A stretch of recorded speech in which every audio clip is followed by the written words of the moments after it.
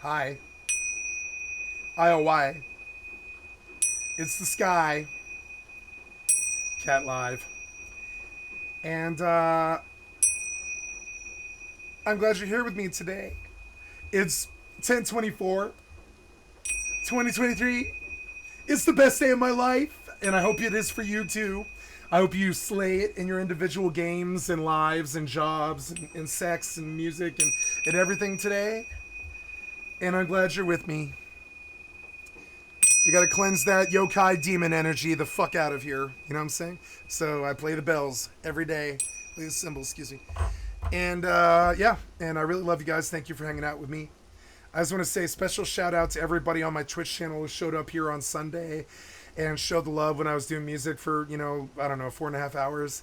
I want to say thank you to everybody on Twitch who came to my YouTube instead of just like forgetting about me. And I do see some solid viewership between like 3 and 10 every single day. And that's enough for me. I mean, it's not enough, but I mean, it's enough for me to still feel like relevant after making a 4,000 follow change down to 100 subs and 100 follows on YouTube.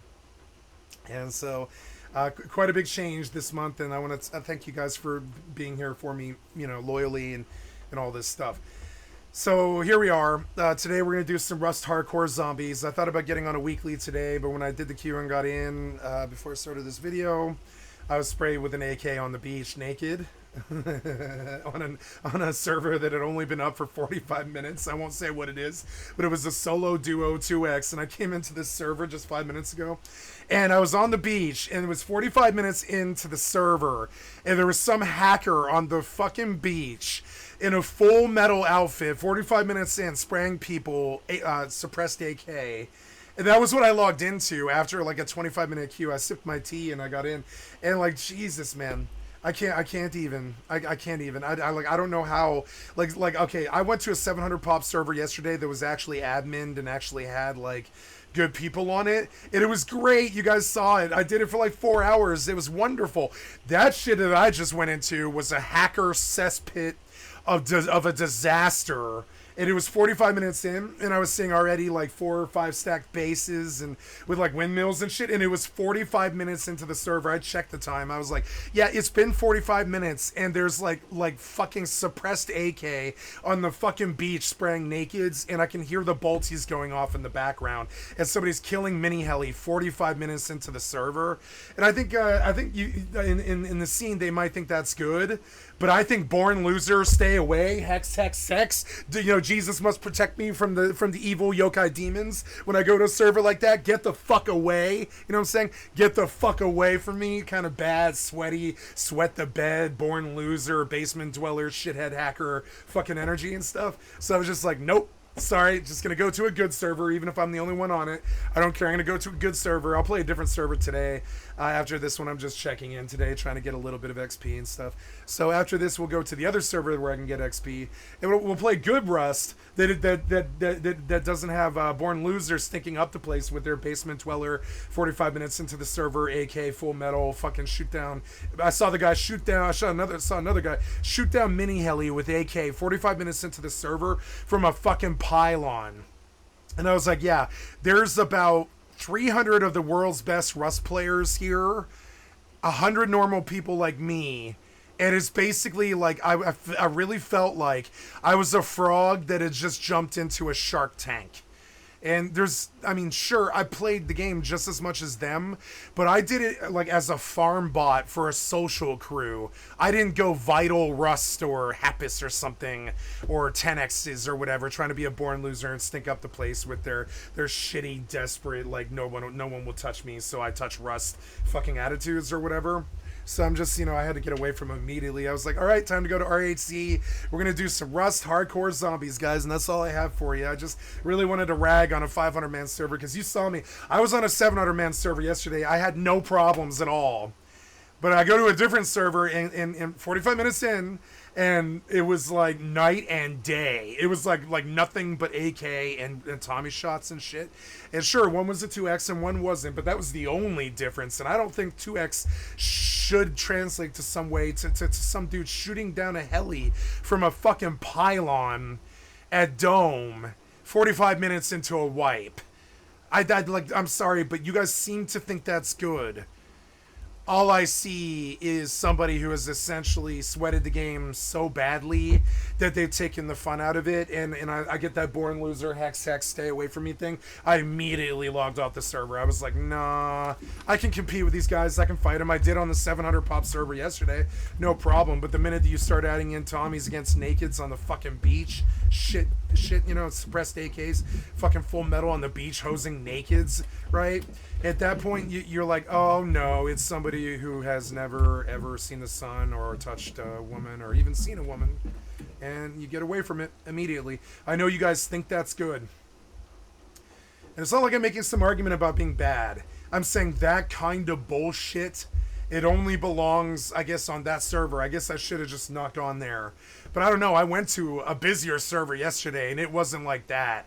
I think that server was like, there was no admin, and it showed. There's no admin on that server. You can see it right away, because 45 minutes in, there's some dude full metal AK spraying people on the fucking beach. There's the, like, he just like probably fly hacked to the top of Dome, pulled a Tommy, took it right, fly hacked right to Milton's, opened the red crate, and then went straight to the beach to start killing nakeds. That's my theory on that. I'm sorry, but it really is. That's my theory on that. I really believe it. I think that's what I'm seeing there. So when you see a server with no admin, no Komomo or anything like, ooh, Komomo, maybe I should listen to Komomo today. I think, oh, nah, look at the born loser shit that you let Russ become. And also on top of it, it's always depressing, but we're going to do something else real quick here today. Before I stop talking, and I promise I'm going to stop talking here, we're going to look at two more things on a display capture here. Give me just a second, guys. I'm terribly sorry. So we go back to scene, and we say...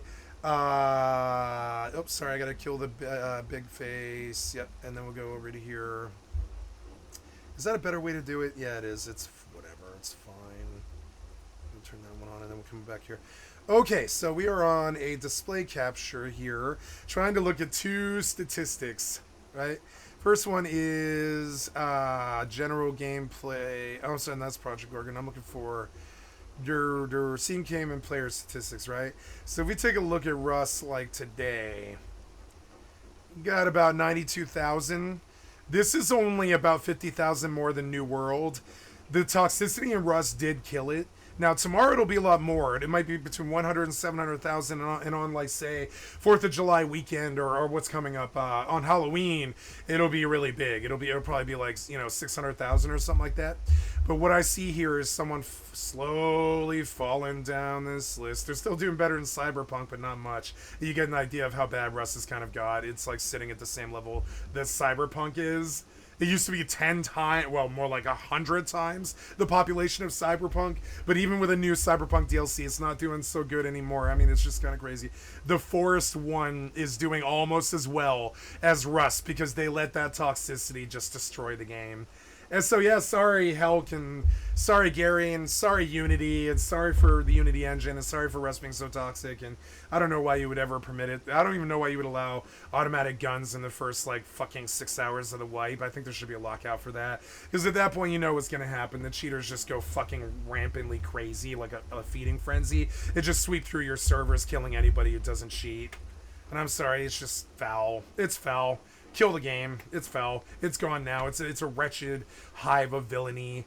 I'm kidding, but it's a wretched hive of villainy, like Mos Eisley. It's just like, man, nuke that motherfucker, get it going, make a Rust 2, and just like cut ties from this now. Because it's like, man, watching that, what I saw today was so sick. I should have left it on the video, but I was like, this is so sick that it's so sick and fucked up and confused that I'm sure. I literally said it to myself. I was like, I am fucking sure that this is going to translate into me looking bad somehow, and I know what it is. I went on the wrong server. But I mean, it took me 15 minutes to find out.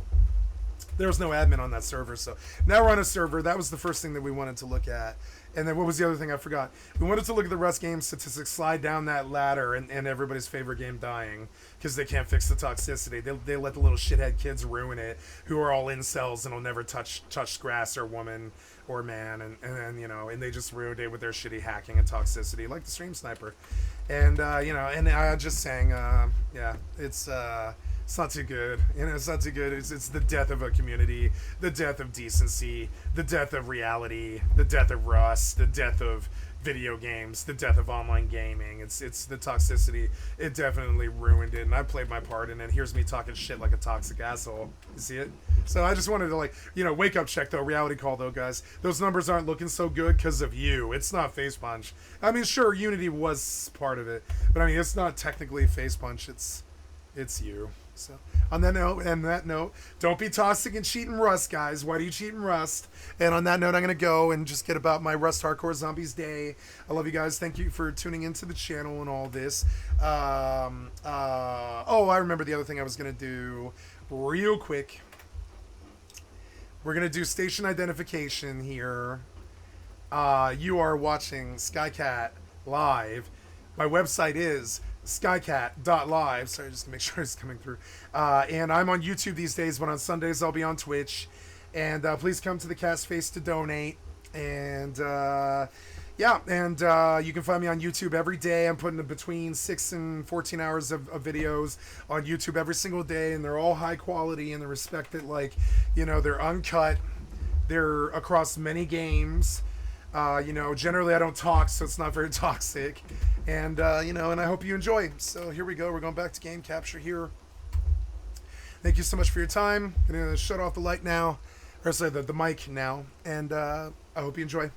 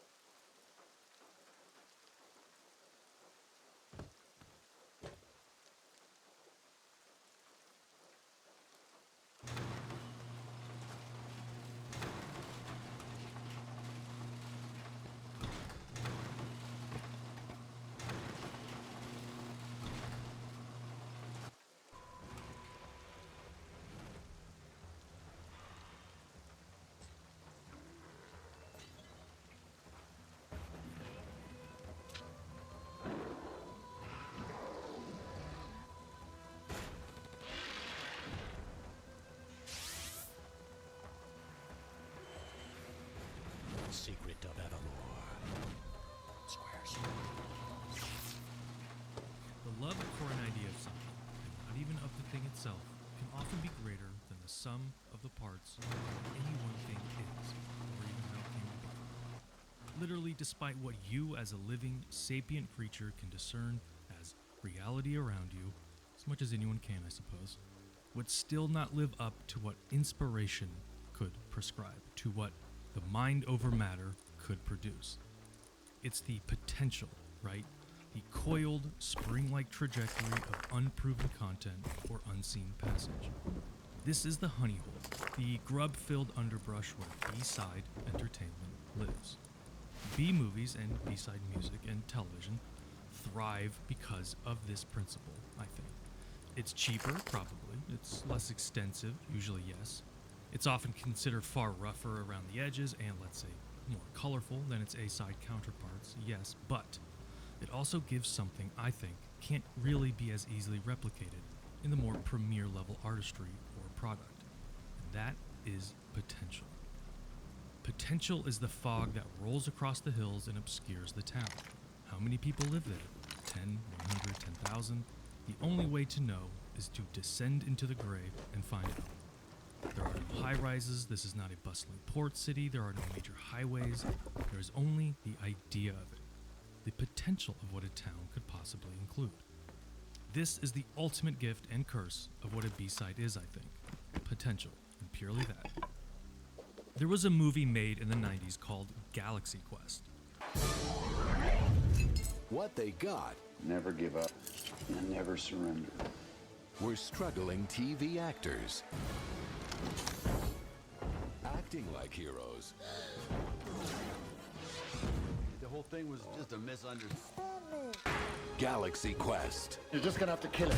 Well, go for the mouth, the throat, his vulnerable spots. It's a rock. It doesn't have any vulnerable spots. The general concept and conceit for the film was to exalt the tropey fixations and demeanor of B-level pop sci-fi, specifically the original 1960s version of the Star Trek television series. The movie starts at a convention for said B-level television show called Galaxy Quest, and goes on from there to a grand and hilarious adventure in the stars where a certain group of aliens mistake the episodes of the series as historical accounts, thus making what was once a way to sell products and fill a time slot into a battle for actual galactic dominion, where said aliens think these actors are who they portray on screen. It's a rather clever setup for a fun movie, and to this day still inspires a passionate and vocal following, I suppose ironically, intended or not, much like the premise of the film. And I mention this movie because it parallels nicely with the plot and Americana tone and thesis of this retrospective games video, Squaresoft's 1995 opus, Secrets of Evermore. Now, most of you watching this, the fat, balding, bad back having 30 or 40 somethings, I mean, of course, the most beautiful, literally youngest, dare I say, immortal audiences I've ever seen data for, you lot may have played a certain bevy of games called Secrets of Mana. Those wonderfully baroque and colorful games are a lovely bunch of early action RPGs that exalt a tight control scheme and rather simple progression curve, but also with something that is woefully missing in today's gaming standard, and that's local multiplayer. Secrets of Mana and Evermore share much of the same DNA, being made by the same game studio after all, Squaresoft, thus feel quite similar to each other as one plays. But to Mana's storybook and lighthearted style is Evermore's equal and opposite, its isolated and colloquial style. The two games are cut from the same cloth, but into wholly different garments. Both games have their signature action RPG combat and a very similar UI and equipment scheme, and both games offer a few different weapon types and magic spells to vary up the combat. However, the conceit in Evermore as compared to Mana is that everything in Evermore exists not in a fantasy world, but in a scientific/alternate one, where instead of spells one uses alchemy, and instead of bows one uses bazookas. A rose by any other name, sure, but this dichotomy sets itself apart from Mana, I'm sure because of the more logistical reasons, as Evermore was the Western version of an Eastern archetypal game, and showed that a formula could be applied and transcribed from one arm of a studio or game to another and still find success. This is all to say, like the studio epic that is Secret of Mana, the seat filler as it were, there exists a smaller studio film, the bottom half of the double feature as it were, its counterpart, its only ugly because she wears glasses stepsister, the B-side, Secrets of Evermore. And like Galaxy Quest, the perceived alternate to Star Trek, the what seems to be an apparent send-up of said series or concept ends up exalting such virtues and tropes and becomes, in and of itself per se, a wonderful addition to the pantheon of good procedural content, in this particular case, a good Secrets of game. And again, because the idea of something can often be more powerful than the actual thing itself, the anticipation of said thing or the expectation of what that thing should be or do, because this duality exists in all conscious thought in everyone, a weird quirk of sentience, I suppose, this can be leveraged as a tool for expression, for art, and in this case, for storytelling. The knowledge of what a B movie is, or what a double A production is, the little bro to the big bro, as it were, is quite literally what makes Secrets of Evermore work, not only as a game, but as an idea and a story. In a 2009 interview for Nintendo Life, the lead programmer of Evermore, Brian Fedra, said that their team did everything from scratch, even though they followed a somewhat understood pattern or recognizable framework from the previous Seiken Densetsu games, that's Secrets of Mana as it's known in the East. They literally built everything from little to no prior experience. The programming, the scripting, the graphics, the combat AI, the UI, the sound design and music, the story and concept, literally everything was built from the template of something more proven, more identifiable, something easier to sell, certainly as Squaresoft would imagine at the time, and yet with just enough X factor, unknownness, Americana zazz that would force a sort of novelty and distinction in the market, in the lexicon, a risk by any other name.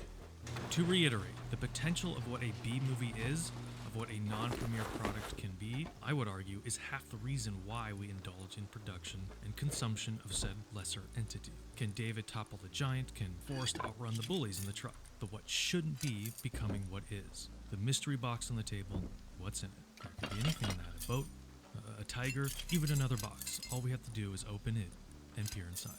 To wit, we start Secrets of Evermore with a B-movie.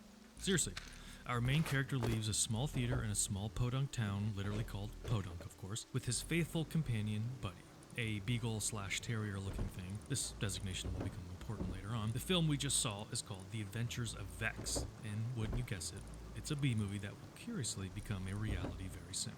Our faithful dog, whom was allowed into the theater apparently, gross, soon catches a glimpse of a cat and chases it through the streets of Podunk until it runs into an abandoned manse. Inside the manse, the boy chases his dog and finds a mummy, a chainsaw, and other knickknacks that one would assume to see in B-movies or other pulp fiction. We call this here down south setting the mood. Eventually, the two stumble into a room with a curious device that activates and teleports them into a new mysterious land and our adventure proper. Kid, aka the player, wakes up as an old man rifles through his pockets. We've all been there, right? This Dr. Robotnik lookalike named Carltron, yes, you heard me, asks us to follow him, and we do for some reason. Like any good B-horror or B-sci-fi villain, this mustached thin man invites us, in actuality, to our doom. Thunderdome style, to a battle of the death with robots. Instantly, the game kicks off with the player grabbing a bazooka from a pod and blasting robots in the face. They were not fucking around in 1995, let me tell you. This is ostensibly our combat tutorial, and from this we learn how to attack and charge attack and dodge and how to use items if we want. Though we take no damage, thankfully. After the tutorial battle, Kid finds a dark tube to fall into, and from there we are transported to our first zone, the primordial jungle, prehistoric. And let me just say, this game has a killer soundtrack and atmosphere. Many times in the game, the player is left alone with no music and only ambience, the groan of swamp flies or curdled mud, hissy wind and rattling bones, the sway of a dark and gloomy forest and its macabre creatures that whistle at you in unseen corners, or eventually the metal cringe of a dense space station and the killer robots on the loose that hunt you down. The sound design for a 16-bit game on the SNES in the mid-90s is nothing to scoff at. In fact, some of you folks out there may have heard of a little game called The Elder Scrolls 3 Morrowind, or The Elder Scrolls 4 Oblivion, or The Elder Scrolls 5 Skyrim, if I'm pronouncing that right, to name a few small, dare I say, indie titles that a certain composer by the name of Jeremy Soule produced. And that same Jeremy Soule is and was the lead composer of Secrets of Evermore. The sound design in this game, for the most part anyway, is extremely atmospheric and isolating, and belies the goofball, pulpy vibe that the story goes for, and instead invites a distinct dark periphery, like something in the corner of your eye that's never quite defined, like a shadow on the wall from an unknown source.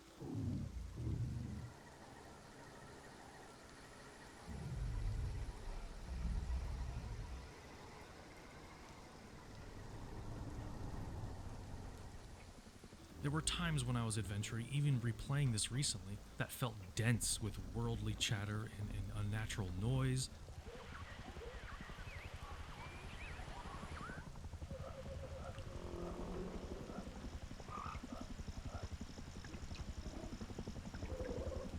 That, again, for a 16-bit SNES game was and is quite impressive and indelible, and made for an uneasy, unsettling feeling that I believe really grounded and immersed me in the world and setting. It's quite surprising how much a few unlayered, untreated sound pulses or dashes or stretches, a sine wave here, a sine wave there, could add so much depth to the player experience. And this isn't even talking about the actual music, the OST that accompanies each location or battle. I mean, the merchant theme is just a straight banger.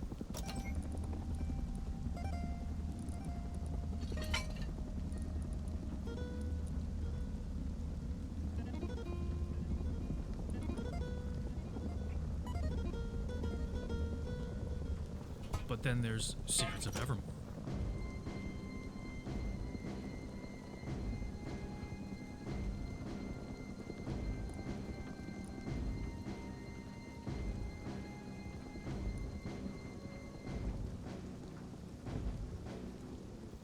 The Queens.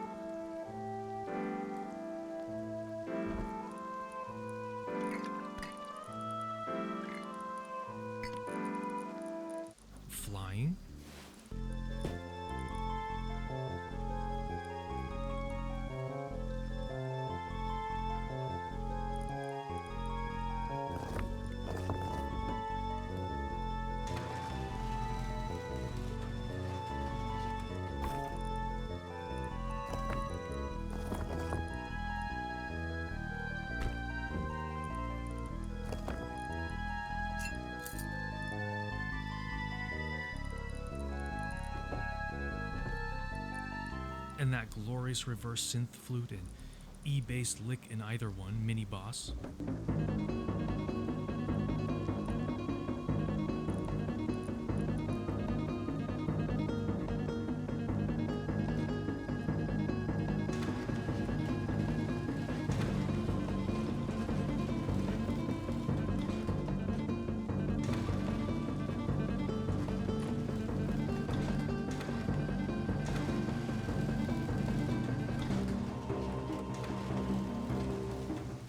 The ending theme.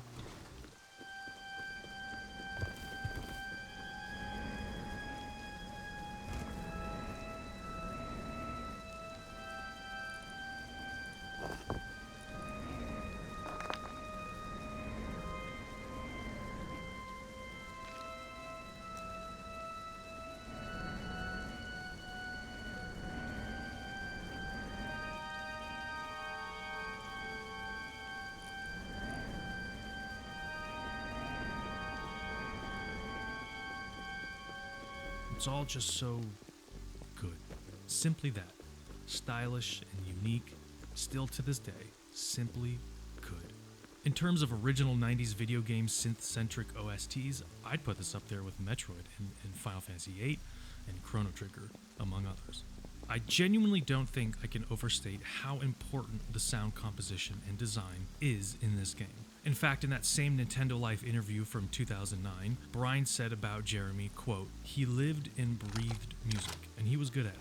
He actually took the apartment across the hall from me for a while, and I think the ratio of music equipment to furniture in there was something like 20-1. If he couldn't play music on it or sleep on it, I don't think he needed it. It is one of the core pillars of why it's so good and so beloved. And don't take my word for it, but I said nearly the same thing in that interview as well.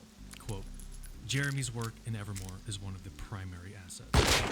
The themes and story, the combat, the soundtrack, and the visuals, the four horsemen of Evermore, I suppose, are the main attractions for this video. While Jeremy Soule would go on to be far more recognized for his work with Bethesda and other titles, this remains as one of his most exemplary works. And the dude was only 19 when he did it. Sometimes life reminds you that you'll never be good enough, huh?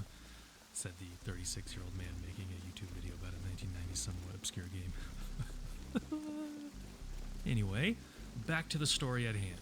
Kid finds himself in a primordial jungle with a direwolf, his dog actually, transformed into a more appropriate beast of the age. In each location of the game, all four of them, the dog, Buddy, will transform into a thematic version of that location's historical context. In Prehistoria, he will be a direwolf. Antiquita, he will be an Egyptian-like greyhound. In Gothica, he'll become a fancy dandy purple poodle. And in Omnitopia, Buddy ascends to godhood as a flying toaster robot dog that shoots laser beams when he barks. And when I say that Buddy the dog is nearly God, I mean it. The balance of the AI for Buddy is wonky at best and way overdue.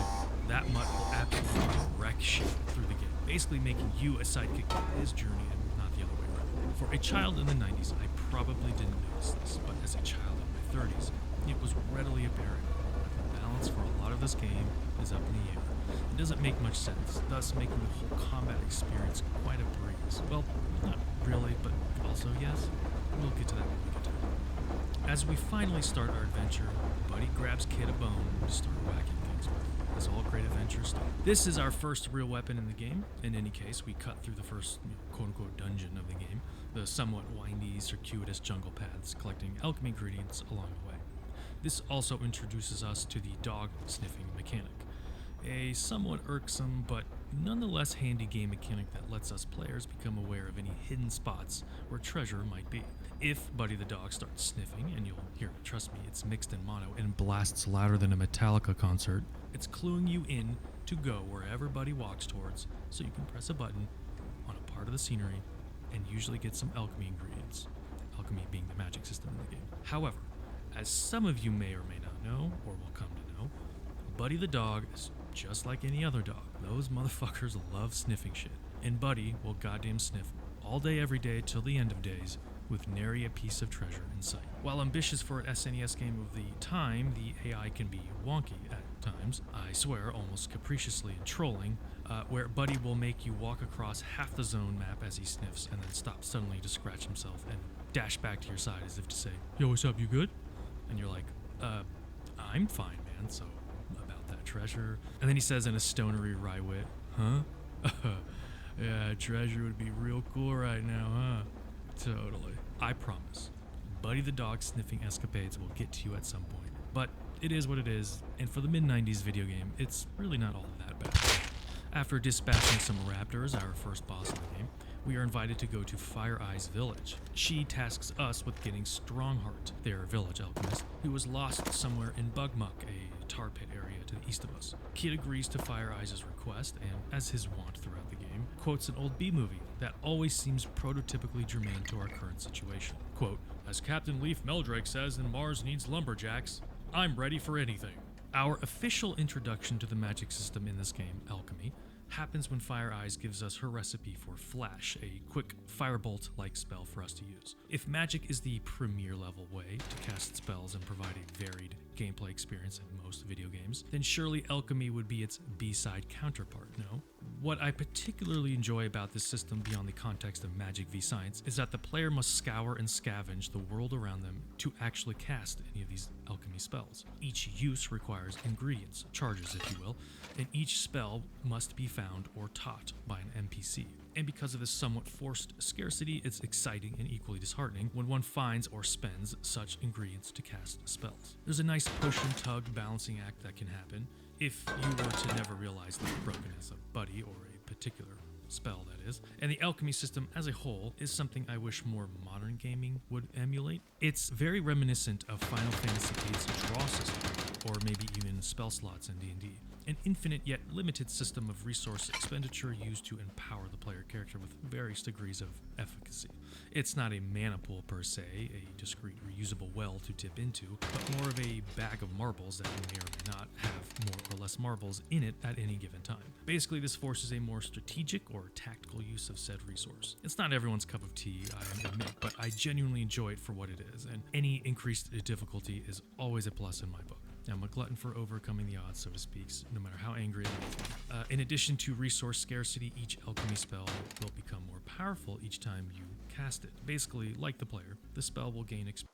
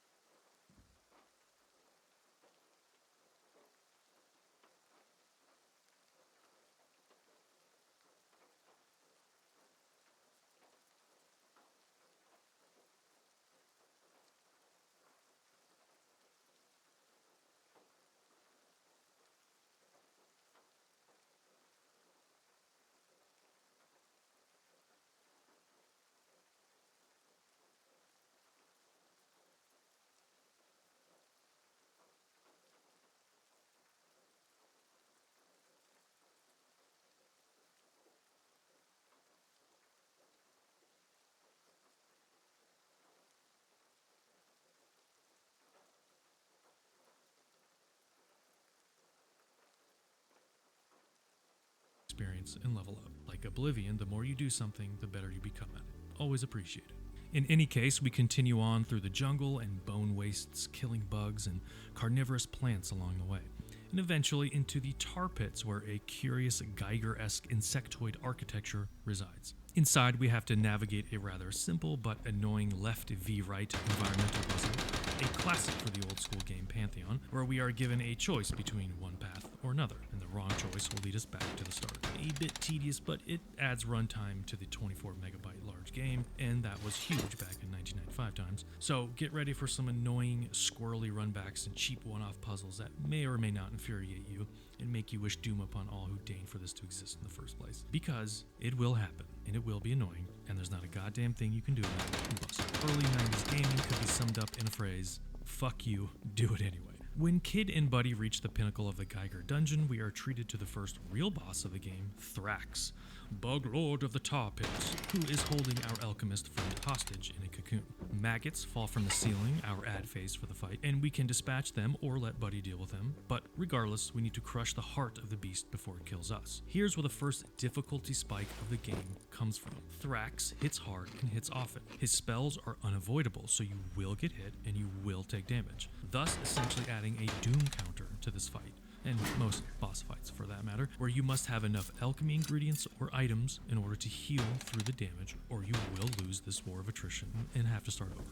Luckily, we can take out Thrax's arms, and it will limit his ability to defend himself as we attack his ribcage or heart, as well as limit his magic efficacy and rate of spellcasting. And boy do those spells hit hard. They can, and sometimes will, one-shot you, so you genuinely have to learn the rhythm and tactically plan out spell casting. Because, in this game, when you or most enemies cast a spell, this spell animation locks you in and gives you iframe. That's invulnerability frames for the duration of the animation. This is abusable, but perhaps a better word to use would be necessary. This is a tactic that will be used many times in the game to defend against damage, sometimes necessarily so. I actually find this quite clever and asks the player in the mid-90s, most likely kids, to learn how to anticipate, adapt, and think outside the confines of press button now and involve frame pacing or an internal clock or inventory of enemy actions. Is this the first Souls-like? I'll let you decide. I kid, but it certainly vibes with it. After the genuinely tense battle, we release the alchemist from his capture and head back to Fire Eyes' camp. From here, we're off to Bugmuck Swamp to fight another boss, a great mud serpent, and get a new weapon type, the spear. So each weapon type in this game, much like Secrets of Mana, has its own move set, its own bespoke attacks that only that weapon type can do. This spear can be charged and thrown for some range damage and is often considered one of the best weapon types in the game because of this. The axe can destroy walls and armor. The sword is well balanced, but with short range. And the bazooka is a special weapon type only available in the last section of the game, but can use different types of ammunition for slightly different damage effects. The player can have up to 3 levels of charge, which is just holding down the attack button to do either more damage or change the attack animation of the weapon, which takes a small level of skill but can be offset or offloaded to the dog AI. That's where the excessive damage output, the brokenness of Buddy, comes from. If you set the dog AI to aggressive and allow the AI to exclusively use charge attacks, the computer will always make Buddy use his highest level charge attack in a near perfect hit probability, thus making Buddy the dog a broken wrecking ball of damage, often doing 2 to 10 times the damage that you can do. It's a bit embarrassing, to be honest, being showed up by a dog in such a convincing fashion, but hey, it is what it is. After Bugmuck Swamp, the game asks us to close out the first area, the first act of the game, by going up to the volcano of Prehistoria and stopping Fire Eyes' evil twin, because of course there's an evil twin in the movie 1950s pop sci-fi story, and this is where we, the player, are introduced to the quote-unquote puzzle of the area. Let me explain. In each of the 4 areas of the game, there is a central puzzle or minigame, at least one anyway, that will ask the player if they enjoy masochism, because such sights as this game have to show. In Prehistoria, the first act of the game that is, the main puzzle is a series of waterways and pipes located in the great machinery of the volcano. You might have thought it was the Geiger dungeon, but you would be wrong. Oh, God, you would be so wrong, you idiot. You dumb, sad little person with a dumb, sad little brain. No, the puzzle here in the volcano is the real puzzle. The real masochistic volley of pixels that makes you wonder what the point of life even is. You follow a pipe with a strong current that pushes the player in a certain direction that eventually dumps into a hole that is either the correct hole to fall into or the incorrect hole to fall into.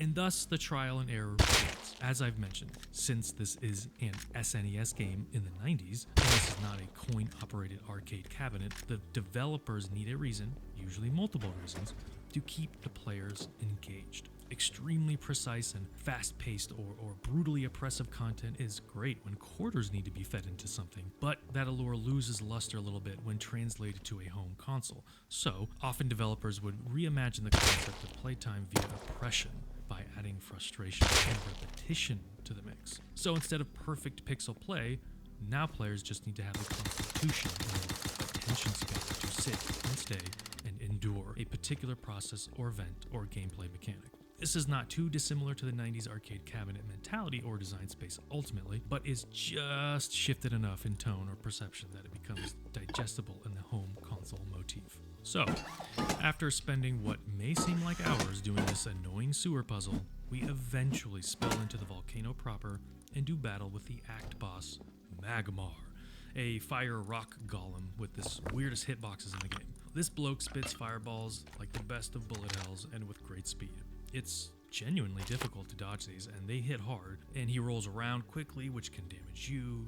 He spits vertical mortar-like fireballs as well. In addition to all of this, at any time he can cast magic that freezes you in place. Great animations and great spell effects aside, this is true, but damn are some of these like fireballs as well. In addition to all of this, at any time he can cast magic that freezes you in place. Great animations and great spell effects. It's genuinely difficult to dodge these, and they hit hard, and he rolls around quickly, which can damage you. He spits vertical mortar-like fireballs as well. In addition to all of this, at any time he can cast magic that freezes you in place. Great animations and great spell effects aside, this is true, but damn are some of these fights not quite geared for 8-directional gaming in the 90s. Maybe a little ahead of its time, hence the not so serious but also not really joking comparison to Dark Souls. Still, these boss battles are no joke, and if you're not well enough prepared or geared, you will be restarting these often. Once we deal with Mr. Magma Ball, we destroy the machine sucking the heat from the volcano and are dispersed into the world and into our next main location, Act 2, Antiquita, the Greek, Roman, / Egyptian-like time period for this game. We awake on a beach in search of our dog, Buddy. He is, however, separated from us in a foreign place where a Greek or Romanesque soldier plots and schemes about collecting some jeweled eyes. His name, Pompolonius. How deliciously apt, yeah? And that's the tone of this game, as was before in Act 1, and as will be till the end of the game. Firmly planted tongue and chunky cheek. And there's our quest for this act in the game. We need to collect these jeweled eyes, probably, take out this Pomp fella and his evil scheming. In any case, now that we can explore Act 2, we are introduced to some new spells and alchemy ingredients to buy, which leads us to a new, I suppose, mechanic of the game, currency conversion. Each act has its own currency, as one might expect going from a world of mud huts to marble palaces to space stations, and as such, each currency has a conversion rate or an amount appropriate to the specific currency. 2 talons equals 1 jewel, that sort of thing. Normally, this wouldn't be something that needs mentioning, as it would be somewhat intuitive, or at the very least something you only do once and never do again, but the main minigame for this act is one of trade, and thus, a player will be converting one currency to another many times. Frustratingly so, even. But first, we must traverse the Desert of Doom in order to partake in such a capitalist utopian minigame. As is tradition with these sorts of old-school games, the Ghost Forest, the deep-sea ocean route, or in this case, the dry, sprawling desert, is in fact a fractal hellhole where time and space converge into an infinite point and endlessly repeat like a recursive nightmare.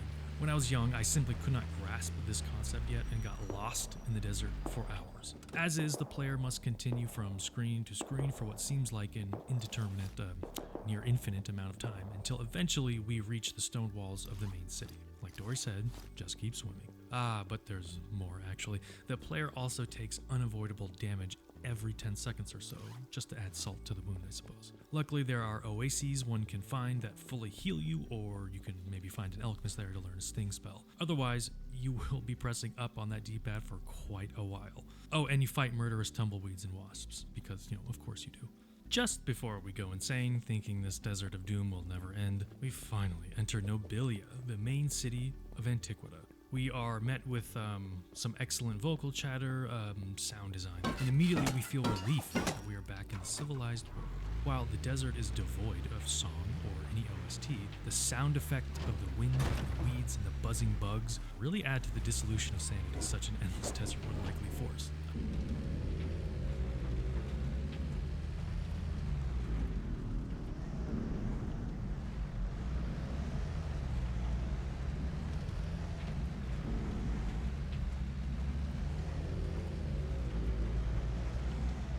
I must reiterate that the sound design and OST in this game are top-notch. And as we walk around the bustling streets of Nobilia, we see the shops and the stalls of various vendors and their wares. This is where we begin our great trade, the best and worst minigame I have ever played. Best because at the end of it, like going to the gym or eating your vegetables, you'll look back and say to yourself, I'm glad I did that. That was worth it, and now I'm a better person for having done that. But during the event or action, you simply want to have never existed in the first place, and the thought of continuing is like trying to pull out your own teeth. Oh, and there's a time component to it too. So, I hope you like a side order of anxiety with your depression or anger. The goal of the Great Trade minigame, and the minigame starts immediately as you enter Nobilia for the first time, mind you, is to trade jewels for items like rice and ceramic pots, which then you can upsell for various bespoke items that in turn trade again for powerful equipment. Trade A for a few B, then B for C, for a few D, back for C again, or something to that effect. Think of Ocarina of Time or Majora's Mask's trading minigame, but on crack. Still, there are some really good items to get here for the player, most of them being special items that add powerful passive effects, like swords doing more, or items healing more, or taking less damage from spells, etc. There's also a way to basically get infinite money if you so inclined. You buy rice from the merchant that sells it the cheapest, then trade that rice for ceramic pots, then go to the appraiser to sell said pots. Rinse and repeat. And thus, infinite money is born. Not that you really need it in this game, but if you like being a rich bastard, that's how you're gonna Rockefeller this game into becoming a goddamn rice and jewel baron. I believe you only get 10 or 15 minutes to complete this minigame as you rush from stall to stall, screen to screen, trying to remember which vendor sells or trades which item, and it's not something communicated at all until a pop-up tells you the market is going to close in 5 minutes. And then, your little kid brain explodes in anxiety, and you start truly realizing the fact that the sprint function is tied to your stamina meter. And then you start cursing the fact that lungs exist and you must intake air, and why the hell does this game allow you to sprint forever? But then you mega realize if you tap the sprint button constantly, like some sort of rat trying to get a pellet of food from a scientist's hopper, you can bypass the stamina system, not so entirely, and sprint for a lot longer than you should be able to. Thus, maybe completing this asinine minigame, getting all the items and equipment, becoming rich and find your dog and make your family love and respect you. Of course, play the game. In any case, once the capitalist hyperbole is over, everyone goes to the big meeting in the public square, where after a long day of trading and buying and selling things, of course, most people just want to unwind via a battle to the death in the blood-filled arena. Florida, eat your heart out. Vigor, the big old muscly gladiator, uses Buddy, our dog, now a greyhound, to choose the champion to fight against. Of course, Buddy recognizes us from the audience, and so we are chosen to do battle in the arena. Vigor starts off in a chariot, so the mechanics of the fight are to bullfight him until you can hit him in the back after he charges into a wall and stuns himself. However, this is way easier said than done. Kid remarks that this reminds him of the B-movie Dirt, Sweat, Swords, and Togas, in which the hero got pummeled in that movie. Lucky for us. Still, attacking Vigor in his vehicle state is annoying and difficult, and he still hits like a truck. And because Buddy is not with you in this fight, this is one of the more annoying and tougher fights in the game. Great background art, however, so at least the player gets a cool arena to fight in. After the fight, we are congratulated by Pompolonius and tasked with retrieving the eyes of the dog statues of antiquity, for non-nefarious reasons, I'm sure. Speaking of, we cut to the ruler of Nobilia talking to a magical, mirror-esque voice, plotting and scheming like the best of villains. I particularly like this little effect from the sprite fires, and you'll see this a few times throughout the game, alternating between different animations. Really clever and well done for such an old school game like this. Now that we have Buddy again, we can now explore the left side of the beach and start the main dungeon of Act 2, the Great Pyramid. On our way there, we first encounter the Explorers Camp, where we meet another main character, Horus. He wants to assist us in our adventure, and so gifts us with a new mechanic called Call beads will be familiar to anyone who has played Kingdom Hearts or most Final Fantasies. The player cracks open one of these call beads, and there are only a limited amount of them in the game, mind you, and is allowed to call upon or summon the power of a certain character we've met so far in the story. Act 1 was Elizabeth, aka Fire Eyes, Act 2 is Horus, Act 3 will be Camellia, and Act 4 will be Sydney. Now, as I mentioned, call beads are limited in nature, but that's not entirely true. You can technically farm these out from a certain enemies in Act 3, but the drop rate is absurdly low, around 1%, sometimes less. So unless you enjoy destroying your sanity with hardcore grinding, I would advise against this strategy. However, there is a silver lining in the call bead / summon mechanic found in Act 4 Omnitopia, the alchemy spell Call. This spell allows the player to generate one call bead, but again, there's a catch. The alchemy spell requires a rare ingredient called dry ice, and there are only 15 or so pieces of dry ice in the entire game. Oh goody. This is about as close to quarter vacuuming a home console game can actually do. So all in all, most players will only have about 20 to 30 call beads in total in their entire playthrough. Normally this wouldn't be such a problem, as it would be unlikely a player would spam call beads and not win whatever fight they were trapped in, but they are absurdly useful in boss fights where iframe abuse is rampant and is genuinely a strategy to employ. Each call bead summons a main character, like I said, and each main character has at least 3 or 4 different spells to choose from. Some are bespoke, but most are simply retextured or reworded versions of alchemy spells you already have, but usually with greater efficacy or potency. So to reiterate, call beads are a great addition to the player's battle arsenal and should be used willfully during any boss fight, but mostly only then, I'd say. They're just too rare to use frivolously. They're just too rare to use frivolously. Also, there is a small exploit that can be leveraged to get 50 to 99 call beads per call bead reward chest by chaining and exploiting monster kills, but that's a little too over my head for this video, so if that excites you, go read up on it a bit more via Google. So as we continue on, we eventually get to the first half of the Temple Dungeon, a very spooky and very atmospheric place called the Hall of Colosia. Hall of Colosia.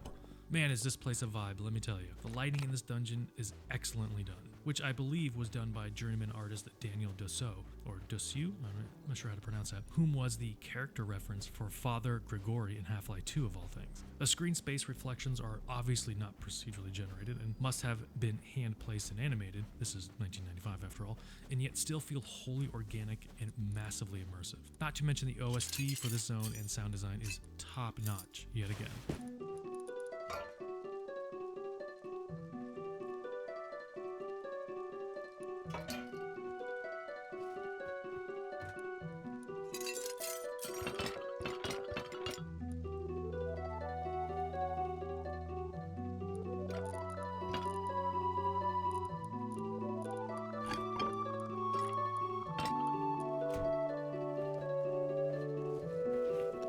Personally, this is one of my favorite zones or dungeons in the game. We must hit 4 switches in the dungeon to open the main chamber and fight the main boss in Megator. We do this by going to a blue screen on either corner of the primary foyer and completing a small maze-like puzzle. It's all rather straightforward, if a bit tedious, so not much is to be said about it, but as stated, it's quite nice to admire and look at, and the mood of the dungeon is well executed. After hitting all switches and opening the main boss room, which can only be accessed by upgrading the spear weapon, which allows the player to throw the spear and thus hit the button on the opposite end of the contrived gap, we fight Megator, a reskinned version of Act 1 boss. Except this time he's Earth Elemental instead of fire. We get $3,000 and one of the diamond eyes for our troubles. Not bad. Oh boy. Oh boy. Now that we have done a rather straightforward, well-designed dungeon, this, of course, means that we must now endure one of the worst, most annoying and desperate dungeon experiences I have ever partook in. Replaying this now after all these years, I remember my little kid brain not liking this part, but oh boy, as a 30-something-year-old kid, I downright despised every moment I was forced to be in this hellhole pyramid of doom and irritation. Imagine, if you will, you're at a park with some friends or a significant other, and you're enjoying some nice food, a picnic even, maybe a barbecue, and it smells wonderful. The sweet smoke, the fresh cut grass or wildflowers, the partly cloudy sky that beckons a calming breeze every few minutes. Bucolic and serene, if there was ever something that could be. Now, imagine that every time you wanted a mouthful of that wonderful feast your friends or significant other perhaps provided, a fat, gnarled and angry fly buzzed into your forehead. Over and over again, like an irate old lady in a Walmart scooter, impatient at the line forming in front of her at the Pizza Hut kiosk. Just simply banging into your forehead over and over again. Possibly too stupid to understand the concept of solid matter, or at the very most, purposefully eliciting such frustration from you. Like a shithead kid throwing spitwads at you on a public bus. The kid knows that you know you can't do anything about it, and so wryly smiles and continues throwing wads of mucus-laden paper products at his red, bulbous head. This scene, this ennui, this emotional backstabbing, this sheer wanton destruction of sanity is exactly what will occur to you during the Great Pyramid Dungeon. These goddamn son of a bitch flying skulls will drive you mad, that I promise. Oh, I promise with all the gusto my heart can gusto, you will fucking go insane trying to learn how to hit these assholes. Oh, and they barely take any damage from spells either, so good luck with that strategy if you're thinking that might work. They don't do a lot of damage, sure, but they knock you back, and their hitbox is something that would make MC Escher blush, apparently. So the loop will go like this. You see the bobbing flying skull come towards you, you ready your weapon for a swing, you miss said swing, because of course you do, then the flying skull hits you and knocks you back, and then stuns.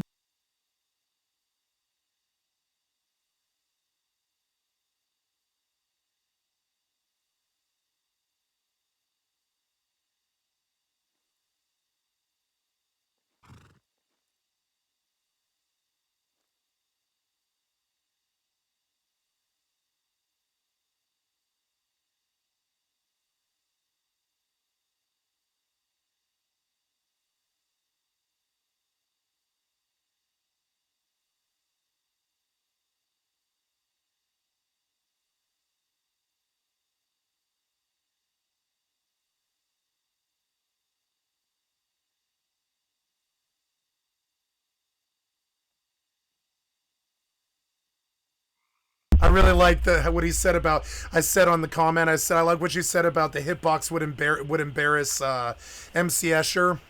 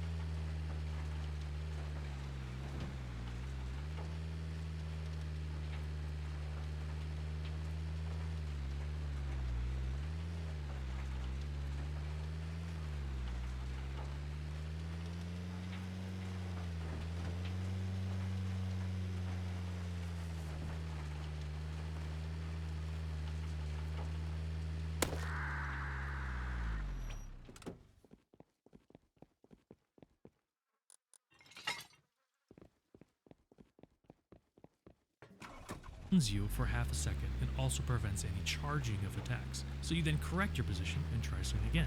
And this time the hitbox has changed because the bobbing motion of the skull's flight path has changed. And so the whole process begins all over again. Torture, I think this is called. Pure and simple torture. Jesus Christ, I cannot explain to you how much I hate these fucking skull bats, especially in these small cramped hallways of the Great Pyramid. It's something you have to feel for yourself to truly understand, and because of that, I apologize in advance. In addition to the skull demons, the Great Pyramid employs a certain contextual puzzle via switches, somewhat like the last dungeon, but in a far more laborious, yeah, you guessed it, annoying manner. For one, you are forced yet again to split from your dog buddy. By pressing the select button, the player can take direct control of the dog or the kid at any time. And the game uses this mechanic a few times for some puzzles, and in this case for a pressure switch type puzzle where one character needs to stand on a switch to open the door and let the other character pass through. Nothing too groundbreaking. Any classically trained console RPG gamer has seen some variation of this puzzle a dozen times over. Still, without our nuclear bomb passive damage multiplier that is the dog, killing enemies here can take a bit of time, thus adding to the frustration of having to go back and forth through screens not remembering which switch opens which door, etc. In addition to switches, there are also false doors that only the axe can dissolve for some reason. Eat your heart out, FromSoft, I guess. So all of this adds up to a sharp, distinct pain in the back of your head as you wander around these halls for what seems like hours until eventually finding the boss of the pyramid, Rimsala. Rimsala casts Confound on the player right as the fight starts, which reverses the controls for directional movement, but all in all isn't too much of a problem to deal with. We can fight either statue on either side of the main eye to disable them, and then we just wait for the eye to come back into the middle and pummel it into submission. It's not a hard fight per se, but if you keep the adds up, the statues that is, then they will chain interrupt the player and the difficulty will skyrocket. Once Rimsala has been defeated, we gain our last Diamond Eye and head back to Horus's camp, whom reveals himself as an evil doppelganger because, of course he does. And then he steals the Diamond Eyes from the player, so we need to head back to Nobilia to reclaim the eyes and do things. Look, just like any other MacGuffin in Pulp Fiction, we simply need to follow the yellow brick road until the story sorts itself out. Let the minecart clack along the tracks, let the wind fill your hair, and enjoy the ride, And wouldn't you know it, as we enter Nobilia, not a single person is manning the shops or stalls, and the city is seemingly deserted. Heading into the town square, we can see the doppelganger of Horus cackle in delight as he uses the Diamond Eye for his nefarious, world-altering schemes. I mean, for God's sake, the man literally says, "Let the menacing begin," which I posit is the single greatest line any one writer has ever given the villain. Terse, accurate, and with a cheek chock full of tone. It genuinely made me giggle aloud, and there's that B-movie charm rearing its sizable head again. Now, we must fight another boss. Yeah, this boss is called Aegis. The big head statue periodically spawns and adds like dire wolves and skull bats, dictated by the golden mask that spawns on the face of the statue. During the mask phase is the only time the player can damage Aegis, but luckily the window lasts about 10 seconds or so damage can be piled on rather quickly. Now, doing a challenge run without the dog makes this and subsequently all other boss fights much more tedious and difficult and time-consuming, because, as you can see, Buddy does about 5 times the amount of damage the player can dish out. Regardless, the boss battle is straightforward and simple to complete. After the fight, the real Horus will reward the player with the Staff of Life, a key item that grants a strong defensive passive bonus, but only if the player has 6 or more call beads, for reasons, I guess. Otherwise, Horus will only give you call beads until you have a maximum of 6. A bit dubious, no? So, now you know why older generations of gamers tend to hoard most healing or consumable items in video games. For reasons exactly like this.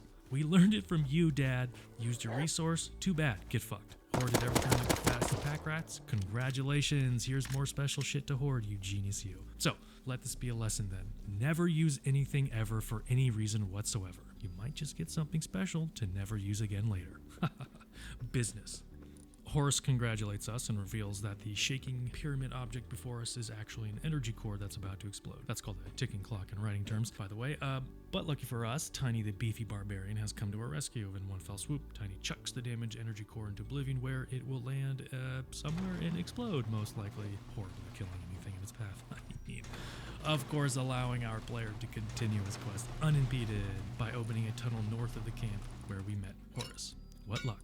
And because of this, the river has been drained and reveals a new path for us to take. Behind the Great Pyramid, the trench snakes, a beautiful conceit to most 16-bit games from the SNES area, that is, the hidden areas where it might not be immediately obvious that an X or Y plane could be traversed. And the path eventually dumps into a rainbow-laden hole in the earth where our next mini-dungeon lies, the dark tunnels of Oglin Caves. This dungeon's main gimmick is that it's dark and there are teleporter paths everywhere, so it's a bit of a trial and error to reach the end of it. Not much to be said about how it plays out other than it's a cool motif and the Oglin that you fight kind of hit hard. Still, at least we are rewarded with a boss fight at the end of it. Aquagoth, the most metal name for a squid that's ever existed, I bet. This is ostensibly the final act boss because immediately after defeating him, we move on to Gothica Act 3. This is genuinely a tough fight, mechanically speaking anyway, as the player is constantly harassed by snapping tentacles coming from the metal grates of the play space. In addition, Aquagoth will cast a multitude of AoE spells. Luckily, the damage output on the tentacles in Aquagoth is low, but it will quickly add up if you don't pay attention, especially the spell Corrosion, which puts a dot on your character. That feels like it never goes away. Be prepared to exhaust your healing items. It's a very cool boss arena, however, and the visual flair is top-notch. Soon after the fight, we are rescued via basket and pulled to safety from a well by a purple-clad man in a shiny beard. Welcome to Gothica, our European swords and sorcery type B-movie for this act. Personally, I really enjoy the visuals in this act. The art team knocked it out of the park here. The color palette is well executed, the dungeon and town layout is far more involved and complex, and here you can really notice the increase of file size from 12 to 24 megabits. Everything has some level of detail crammed into it, from the colors of the trees to the flickering flames to the shadowed barrels or baked-in light maps cast through the windows. For an action SNES game, originally meant to be far smaller in scope and size, 12 instead of the 24 it became, it's no small wonder how much thought and care and attention to detail could be allowed and executed by a team of programmers and artists and developers that were literally new to the industry and given a rather broad MO by Squaresoft Brass on what to create. And the White Castle Town, the main city of this act, is of course fantastic. Tense, dark, wandering, curious, and unsettling. This track is probably one of my top 5 for the whole ST. Always remember, a meandering synth flute along with tight triangle percussion is always a far way to get the spooky vibe going.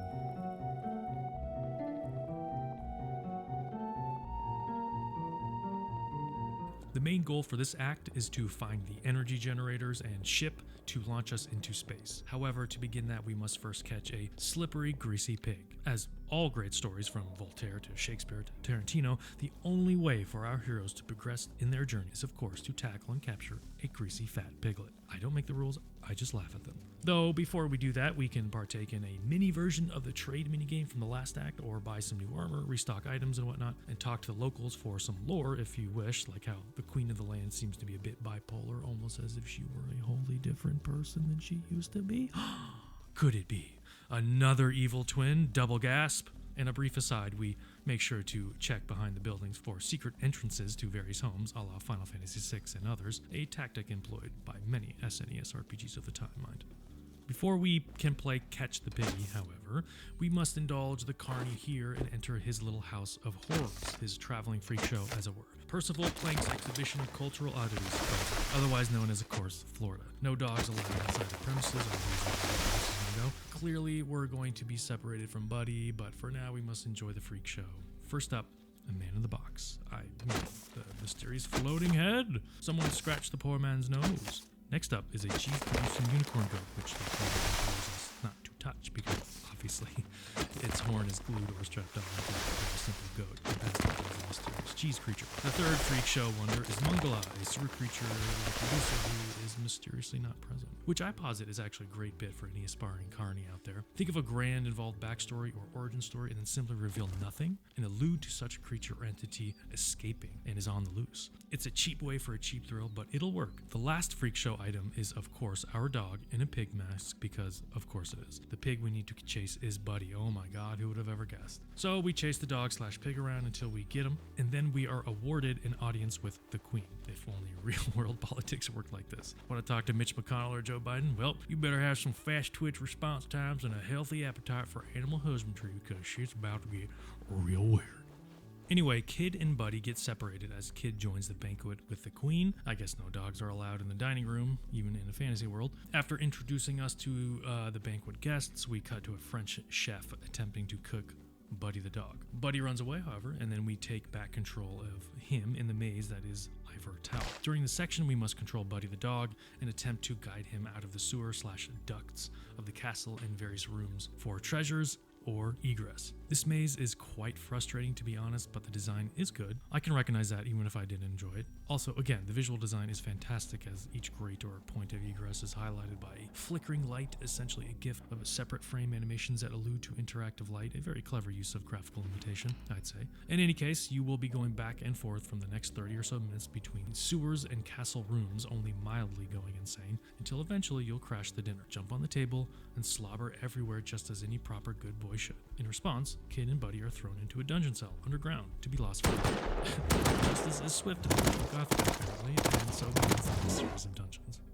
The next dungeon bit takes place in some sewers again, and much like Act 1, again, we must contend with strong currents and things like tubing. However, this time around, for extra annoyance, the water in the pipes is rotten, and so will poison and periodically damage our characters. So not only will you get frustrated trying to find the correct path out of the maze, but you'll be burning through healing items or alchemy ingredients at the same time. This is no Battletoads sewer sequence, thank God, but 90s video game aperitifs often included sewer mazes or underground cave mazes as a sort of, rite of passage. Maybe it was mandated by an obscure, long-lost, forgotten law, who knows? But you bet you can set your clock to such an inclusion. It's either that or ghost pirate ships. You must, by law, include one of the items. Once we bust back into Ivor Tower, we are escorted up to see Queen Thicky, who tasks us with going to Ebon Keep, that's Ivor Tower's sister castle, in order to clear out the place of baddies so she can march her troops in and take it by force? But it's not exactly a clear, well-thought-out plan, to be honest, but otherwise gives us reason to continue on our adventure. The music in the castle, again, is fantastic, however. We can now explore the Ivor Castle unimpeded, so we can grab some treasure chests, talk to the locals, maybe even catch a strange eternal puppet show in the West Wing. We'll come back to that one, I promise. So to quickly inventory what is necessary in a 90s RPG is thusly: sewer / cave maze, ghost pirate ship, doppelganger / double agent villain, and we get that in spades in this game, haunted forest maze / infinite loop puzzle, that's coming up, a floating sky palace / space station, that's also coming up, and or perhaps the most obvious and overused, the sprawling desert level, which we've already conquered. To be honest, this game is a trope-filled love letter to 90s video games tropes that both simultaneously lampoon it and indulge in it, and it just happens to also perfectly mesh with the B-movie and B-side entertainment motif as well. To get to Ebony Keep, we have to first get through the chessboard courtyard, an extremely distinct visual that I feel the game is rather well known for, and into one of these trophy dungeons, the Infinite Forest / repeating forest maze. As a child, this was beyond frustrating, mainly because my prefrontal cortex was about as soft as a juicy spitwad, so learning the mechanics of this puzzle was quite difficult to nigh impossible. And that's where the fine, simple folks of Squaresoft would step in and lend aid, almost predatorily so, as it were. The internet existed, sort of, in the mid-90s, but was nowhere near ubiquitous or easily accessible, certainly to a young child with nary a computer around, and yet information needed to be accessed. It needed to be understood and disseminated. Without Google around, without Kazaa or LimeWire, or even those free 200-hour discs of AOL at the supermarket checkout line, there was really no way to figure things out on it. I mean, how did anything get done anywhere for any reason? I felt like people just rubbed sticks together and poof, magically transistors and carburetors existed. May as well have been that anyway. But to the point, the fine folks of Squaresoft and other game companies at the time understood this need, filled this need, and all it took was a phone call, a simple 1-900 phone call at $3 a minute. Call hot hints for the best Nintendo strategies. Oh, I give up. Don't give up. Call 1-900-HOT-HINTS and supercharge your game. Cool. I can select all my favorite games. With the guy on the other line, you could hear flip through pages of a massive tome of informative walkthroughs, a literal proto-game facts probably, printed out and bound together, as he spewed the information needed as slow as humanly possible, while asking you inane questions or in any way trying to buffer the response time and pad it out so your mom's credit card or phone bill would stretch to the breaking point. This was the only avenue of learning available to anyone. I mean, you could theoretically figure it out like I did playing this 25 years later, but no one got time for that. No small child brain is smart enough for that. For that privilege info, you must pay biggie and pay royally. Price sensitive, I think the term is called nowadays in the MTX hellscape that is modern gaming. The more things change, the more things stay the same, I suppose. Where there's a will, there's a wallet. So now that we exist in the worst/super worst area of the game, the infinite forest puzzle maze, much like Zelda or many other JRPGs you may have played, you'll know the drill. You know what's gonna happen. You're gonna have a choice on which direction to go, you'll choose one of those directions, and you'll inevitably be wrong about that choice, and the puzzle will spit you back out into the original screen with the original choice. Repeat ad nauseum. Some games vary this up by having 2 or 3 or 4 or 5 paths to choose from, or only set it up in a way that backtracking is necessary to complete the puzzle. A la a recent example would be from Elden Ring in the catacomb under the, as it turns out, sealed off sewers under Leyndell. But in this instance, there is a trick to it. So before you go insane trying to understand the Rubik's Cube-like algorithm for this goddamn puzzle, or spend $400 talking to some asshole in some random podunk office, I will learn you something good, something valuable. To complete this maze, you must open your eyes to the eyes of the beast. And by that, I mean the little hoo-hoo owls that exist in the trees. You'll see them right there. You'll have 2 options, 2 points of egress, and only one of those options will have a black owl in the trees next to it. This is your clue that you're on the right path. In addition to this, you must read little signposts that give clues on where you're going and how to complete the maze, but here's the rub. Sometimes the black owls don't appear, and you have to seemingly trust your gut on where to go. And sometimes that gut is full of stinky gas, meaning you'll fail, get lost, and more or less have to retrace your steps or start all over again. 90s gaming, yay! That being said, eventually you will pass the forest and find the entrance to the cave that brings you to another part of the forest. Oh my god, it'll never end. Actually, luckily, it's a bit of a fake out. It's no longer a maze, but a linear hallway dumping you into a boss fight. The other missing trope of the RPG is now upon us. The mimic fight. You must fight a gray sludge version of yourself. Again, if you do a challenge run in which the dog is disabled or dead or otherwise not engaging in combat, the fight can actually be pretty tough and your mimic version has quite the HP pool. But as it is, Buddy the dog does 500 plus damage per hit per 5 seconds to my paltry 50 damage per hit. So, like I said, it's utterly ridiculous how broken the dog AI is. Thankfully, after the boss, we're finally done with the forest maze and we can move on to the next forest maze. God fucking damn it, are you kidding me? Ugh.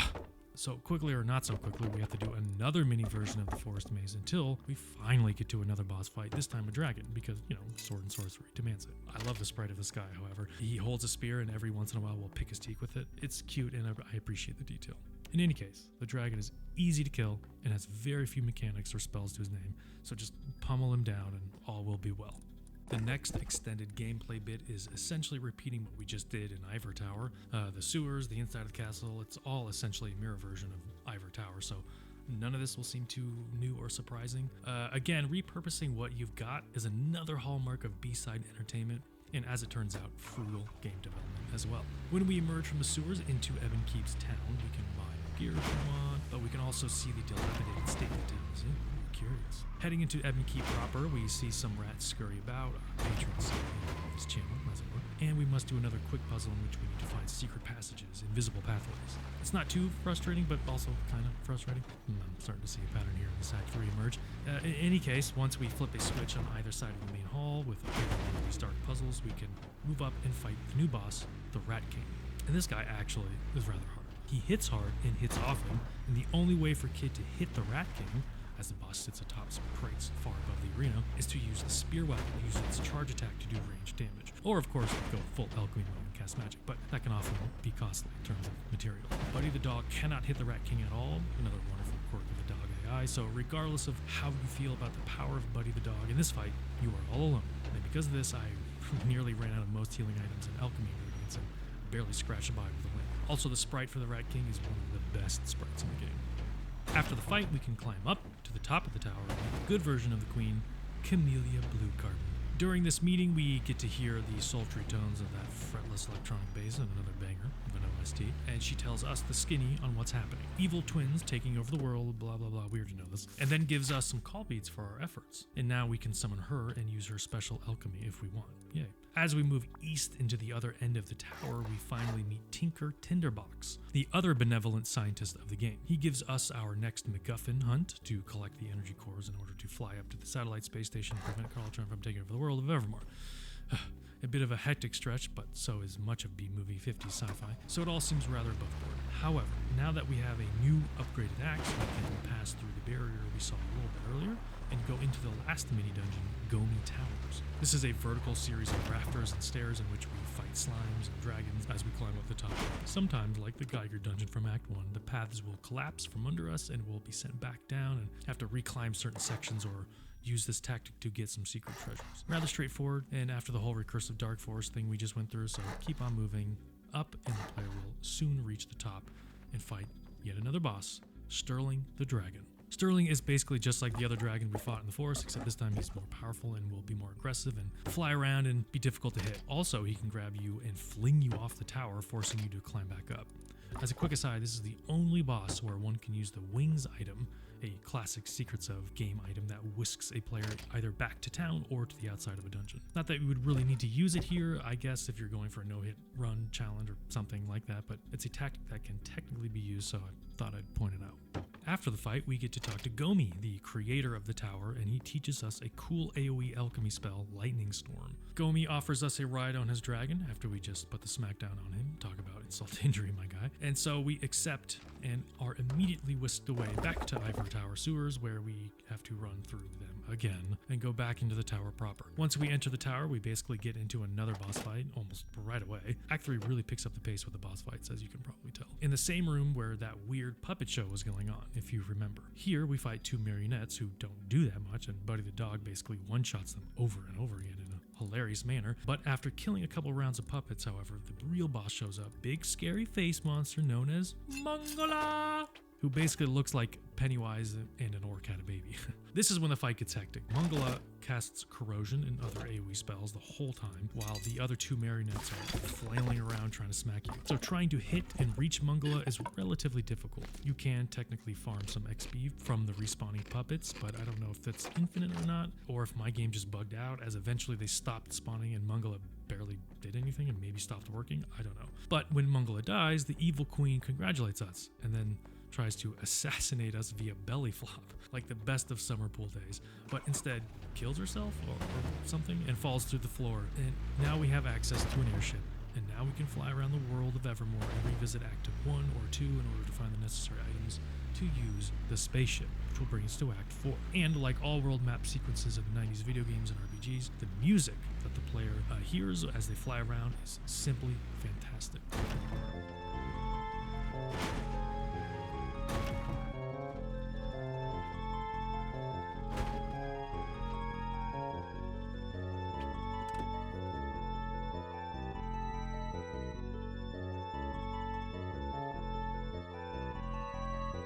In this case, there's some good use of reverse MIDI sounds and of course another sultry electronic bass line. Again, do yourself a favor and go find the OST for this on YouTube or wherever and have a listen. You won't regret it. First up is Act 1, Prehistoria, or if you're me, that means flying around to every location except the one place you're supposed to go for 2 hours. Regardless, in order to get the wheel, one of the items necessary to repair the spaceship to get to Act 4 and stop Carltron, we must head back to the Geiger dungeon of Act 1 and fight a reskin version of the bug boss, Coliptera. This version of the bug boss is one of the hardest bosses in the game, no doubt. Not only will the ribcage open sporadically instead of at set intervals like last time, Coliptera will use a ton of AoE spells that do around 150 to 250 damage, which is roughly around 50 to 80% of their player's total health. So making sure you have enough healing items is extremely important in this fight. So much so I basically almost ran out of healing items and alchemy ingredients at the time of it and barely won. But now comes the nail in the dick. We have to go back to Act 2's pyramid.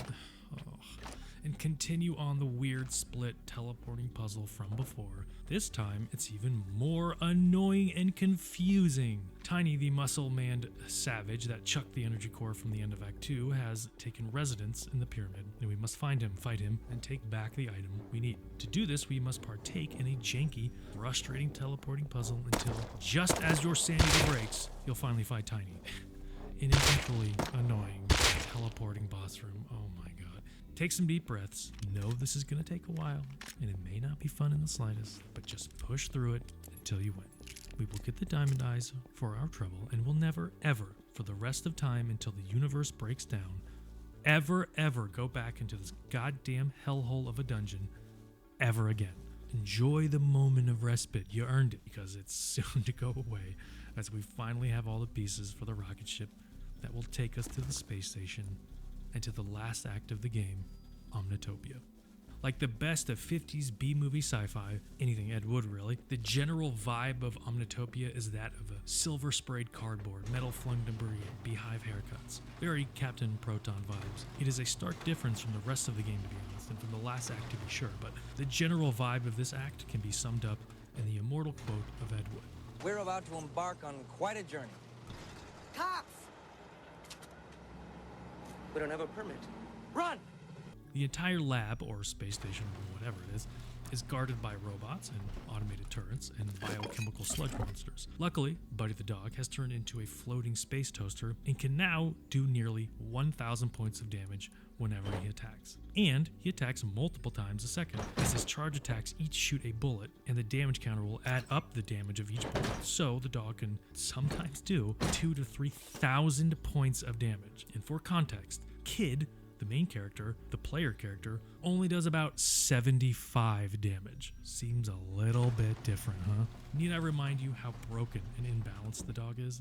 In any case, we start in what seems like the sewage area of Omnitopia, like, oh my god, does every act start with the sewers? Then we teleport up to a neon toxic sludge area, very reminiscent of Half-Life actually. And would you look at that? The same machine from Act 1 Volcano is here, pumping or processing chemicals or whatever it's doing. Seems like all the monsters and story elements and objects and anything germane to the hunt for the MacGuffins coalesces here in Omnitopia, as you would expect from an Act 4 final act. You'll see everything you've seen throughout the game in some manner in this last act, a last hurrah if you will. After messing around with some laser doors, we head up to the main area of this act, which I guess is another version of the moving sewer pipe maze or teleporter maze from Act 2. The player must switch to the dog, as he's the only thing to survive in a vacuum, now being a robot and all, and destroy the turrets above the pod nodes and hit a switch that allows the doors to open between the pod nodes. And we basically have to do this for every single node, every single door.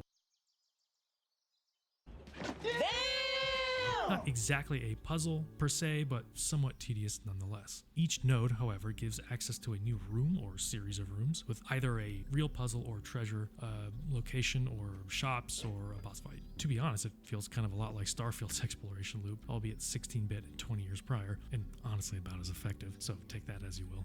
After doing some exploring and fighting and marveling at how much damage the toaster dog does now, we eventually get to an area where we can rest and buy items and exchange currency. And oh boy, did I have a lot of currency saved up apparently. I went from about 10k currency from the last act to 250,000 currency. I can now buy whatever I want forever. Not that it really matters all that much because we're nearing very close to the end here, but seeing 6 digits in my bank account, even in the fake digital world, makes my brain go brr. Anyway, stock up on any ingredient you want, buy out all the bazooka ammo you want, and buy the best cyberpunk equipment you can buy, and you'll still have probably about 150k left over. Is this what being rich feels like? Literally spending money on everything, then realizing it barely mattered in the first place, and you still have more money than you'll ever know what to do with? Suddenly I'm forming an opinion on the capital gains tax. Suddenly I have an opinion about the capital gains tax. Yeah, raise money. Still, during the next hour or so, it's basically just going through each room under each node and solving a puzzle, clicking the right radiators on and off, going through a small maze of man-eating plants, and putting a random access code, etc., until eventually you'll get into a boss fight with a supercomputer, a la Tron. It's called The Face. Pretty apt, I guess. Yeah. Anyway, it's the only optional boss in the entire game as far as I'm aware, and it's only accessible after inputting the correct random code from one of the previous puzzle rooms. There are 27 possible combinations for the code to the boss room and the alarm room, and if both codes are actually the same, the game forbids you from accessing the boss room. So, good luck. You have basically a 1 in 27 chance of fighting this boss.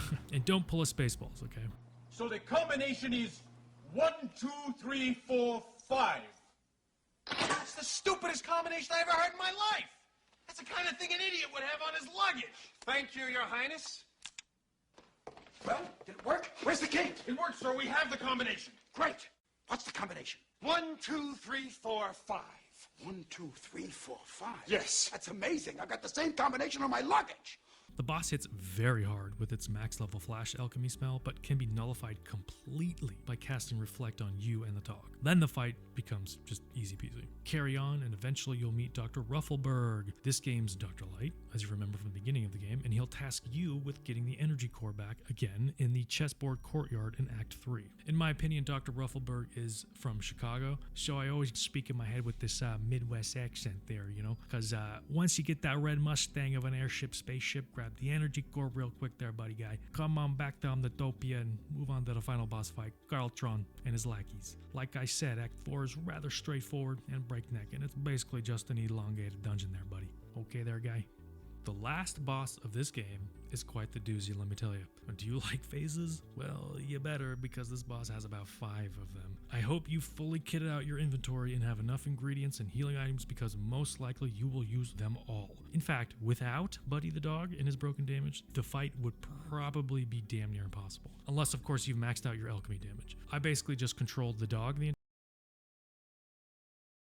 So guys, at this point, I must admit I'm essentially hunting for games, which is unfortunate. I am bored of Rust in the respect that, like, I'm at the end of the level 100, level 100 chart. Sorry.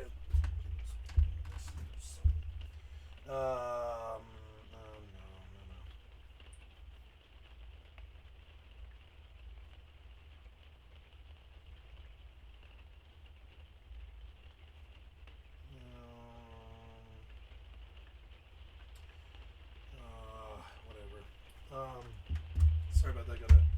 Got a notification. I thought it was important, but nope.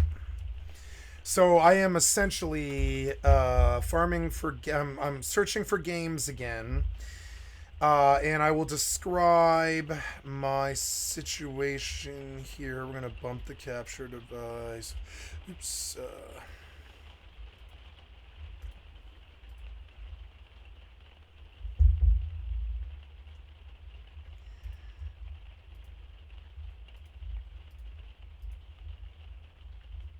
There we go.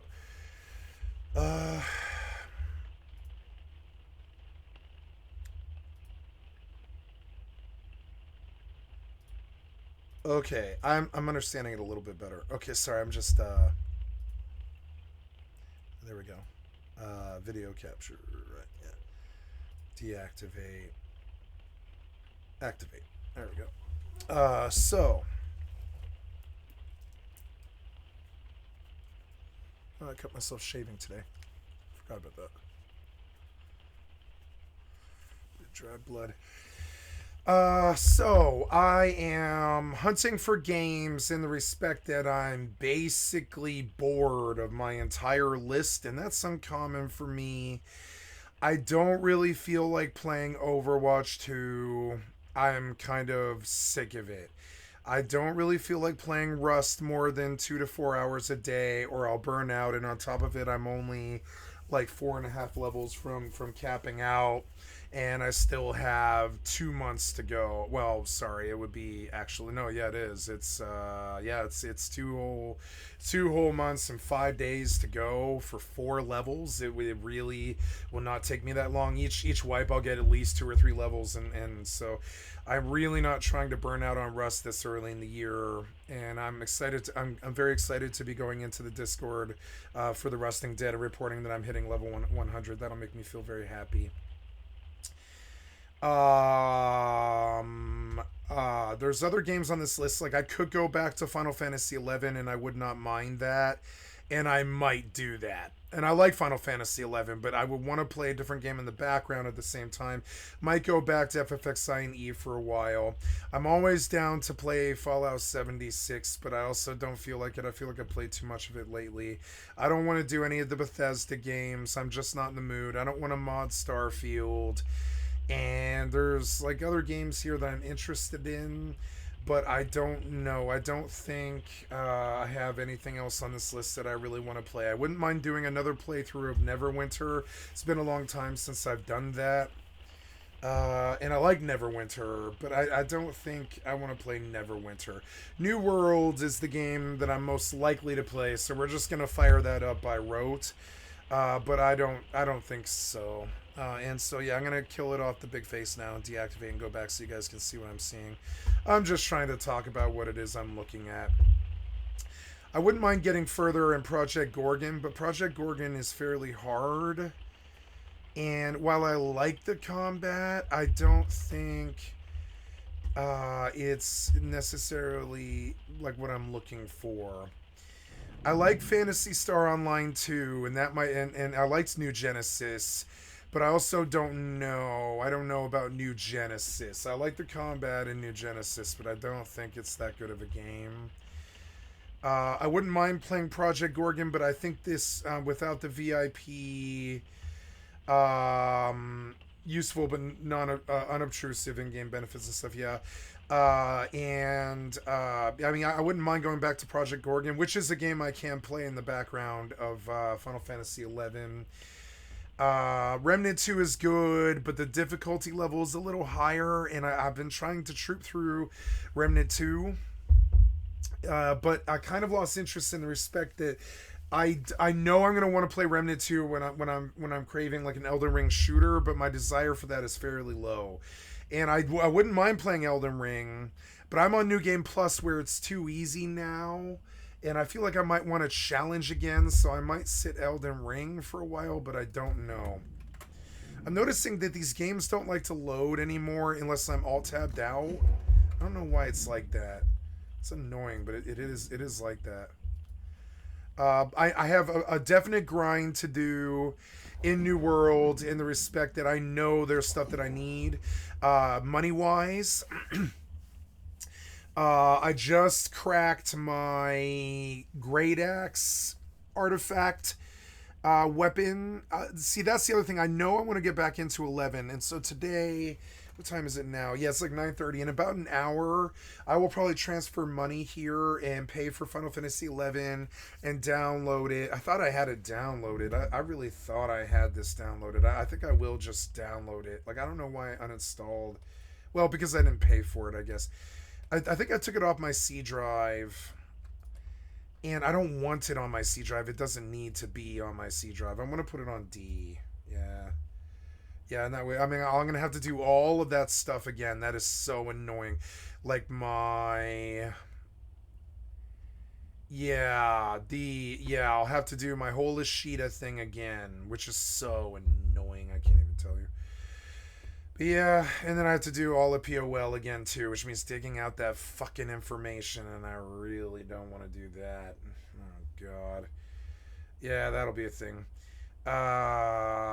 Gloria Victis is always an option, and I liked Gloria Victis, but I don't know. I like Gloria Victis, I won't lie. I think Gloria Victis is actually really good, but I don't think it's a game I can play forever, and I wouldn't mind going back to it. I did not mind buying it. I thought it was really good. But I'm not going back to Gloria Victis. I know it's a dead game. I know there's no future there. I don't know that, but I believe it. I wonder what the population of Mortal Online is. The store page, right? What's the concurrent, right? Yeah, this is still sitting in mixed. This is no good. I am actually not that afraid of returning to Mortal 2. Yeah. Oh, yeah, I wrote a nasty review about Mortal 2. I will be honest with this review. I admit that what I have to say is unpleasant. Oh, no, I'm not getting a game capture anymore. Oh, yeah, the game capture, right. Yeah, unclaimed rewards. No. So, yeah, go to 9, continue. Activity card, cool.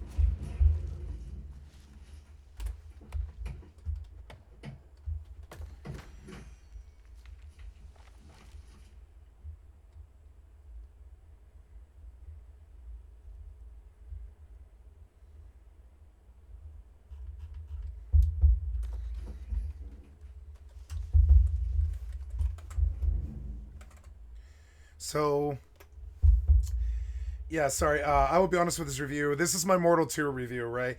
I'll be honest with this review. I admit that I would what I have to say is unpleasant as it is in its majorly as it is in its majorly negative.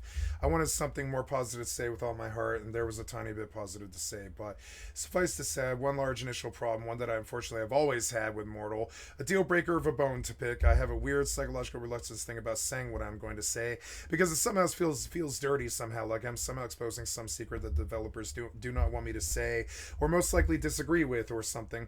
But well, I feel strongly about my assessment. Here it goes. TLDR, this game at its core is empty. It is the only empty game I've ever played besides Mortal 1, and it is honestly gobsmacking, just gobsmackingly amazing how empty the world is. This review is intended as fair warning to those who haven't bought this game, as I wish someone had warned me before I fell for the trick a second time. Yeah, it's a game. It is what you make of it. You can play it. You can dedicate to it. People obviously have. My thing is, you know what you're getting into, which in my own words is a very pretty and fully deceptive heart of a game at first glance inside of a completely empty body. Pros, the music, graphics, combat, crafting, cities, artwork, inspiration, originality, spark, all done with perfect loving care and exquisite grace. The ambition even. When it comes to these, I say 9 out of 10 or 10 out of 10. I have little to no qualm with these aspects of it. Music can get repetitive, though it is wonderful. Combat is a bit chunky when it comes to aiming. Still love it. Difficulty is spot on, all good things. Cons, but the world itself, empty. The world being in which I mean walking outside the walls of any main city and anywhere past 10 minutes walking radius from the main gate. You know, the land, the world itself is completely, mind-numbingly empty. An empty shell devoid of content. An example, I walked from Tindrum to Meduli today. This being about 3-4 weeks since launch, I couldn't enter the mainland the first 2 weeks, but I chose not to let that affect my review in any way besides a mention of it. I'm here to review the game, not the launch. Anyways, I digress. Now, I'm not exaggerating here. I'm not engaging in hyperbole or fallacy. I promise you, my fellow gamers, what I say is the truth as I see it with my own eyes. And I swear on my father's grave that I walked for 2 hours real life time in game from Tindrum to Meduli and past the entry road into either town. I most definitely did not even see not even one of the following, and henceforth immediately quit the game. Not one monster, not an NPC, no bandits, no zombies, no mobs, not an animal, a player, or a creature, not a single interactive entity beyond trees, plants, and water of any kind. Not one mob, player, or any point of interest. I saw nothing at all but rolling land for 2 hours. Beautiful, well-rendered, inspired, diverse, but yeah, only land. Water, trees, that's it. Reminded me of like Wyoming or Nebraska if you took away the cars, cows, and people. Unfortunately, Mortal 1 was exactly the same way. The same game, the same scam, same designs, same cities, same names, same creatures, zombies and bandits. That's why I quit 8 years ago after 50 hours for that game. That's exactly why I'm going to quit after 50 hours in this game. Mortal 2 is in no way a sequel. Mortal 2 is a carbon copy of Mortal 1 with prettier graphics and better FPS. The exact same emptiness scam. Empty world, no one, nothing, empty. There, I said it. It pains me to say it. My expectations were so high. In closing, you can say what you want about making your own gameplay, immersive gameplay. It's like my video game religion now these days. Eve, Rust, FFXI, etc. My holy trinity of treasures, a list I had hoped to add Mortal to, finally. You know, sandboxes. Some of them procedurally generated, some not. But I, for one, do not think it is immersive or fun to travel for hours on foot or on horse to go get into some PvP confrontation in an empty land. I watched some high-level gameplay videos about Mortal 2 PvP, engaged in some myself in the beta, and all the Mortal vets slip up in the Discord sooner or later on these videos and say exactly what I'm saying here, that they have to travel 2 hours on horse to get to some fight. Sometimes they travel all day just to not even get into some fight as their enemies moved or whatever. And this is something that this is something that, like, you know, this is something that they made fun of on Rick and Morty when they were like, get into a street fight. All that travel through an empty world. I struggle to come up with an apt metaphor. Like, don't think we've ever seen an empty MMO before, but well, here we are. Think EVE Online without rats, anomalies, signatures, belts, gates, just empty space. Think World of Warcraft or ESO, just without any monsters, without any dungeons, without any quests, just Davin's Watch or Stormwind.org, a few mobs outside the city entrances, vast swaths of beautiful rendered land without a single feature beyond the trees. An entirely tragically empty world with no monsters, no caves, nothing to do but chop wood, mine, or loot one of the 5 different mobs in the game to get gold to kit up to look to kill players who are grinding the few mobs in the world right outside or even inside the main cities only. I'm ashamed to say all this. I literally am casting my eyes downward in disappointment IRL. And I don't use the word scam lightly, and I do realize how incendiary it is, but then I never dreamed. It just never even occurred to me. I just didn't think the devs would have the kind of gall it would take to do the exact same thing as Mortal 1, their first scam again. They did, not one scam, but twice. 10 hours of a walking sim with some clunky PvP with a few bandits near the main cities, and occasional PvP and crafting and pointless skill ups does not a true MMO make. Morrowind had more content, real talk. An empty, hollow, shallow husk of a game with the prettiest RPG face on it too, so it tricks you. Mortal, she's a seductive game, but deep inside that body, behind the pretty face, no blood, no muscle, no fat, no sinew, no nothing, just a void, featureless land. No content, just empty land, beautiful, empty world full of nothing. Yeah. And I wrote this so that I would never uninstall this game again. This wasn't for some other person. I wrote this like, you know, I wrote this because every time I ever want to go reinstall Mortal 2 and see if it's better, I remember that it is a scam. And I remember it, you know. I remember. Yeah. So... yeah, I liked Naraka Blade Point, but it's just not my game. I wouldn't mind replaying Neverwinter again, and I guess that might be something I do. I don't want to play No Man's Sky. I just didn't think it was very good. I can't stand Path of Exile. I don't ever want to play it again. I don't like action RPGs. Project Gorgon is good, and I might take another look at it, but I gotta have some game in the background. It's not good enough as a mainstay. So, you know, and Rust is boring me. I can't keep playing Rust every single day.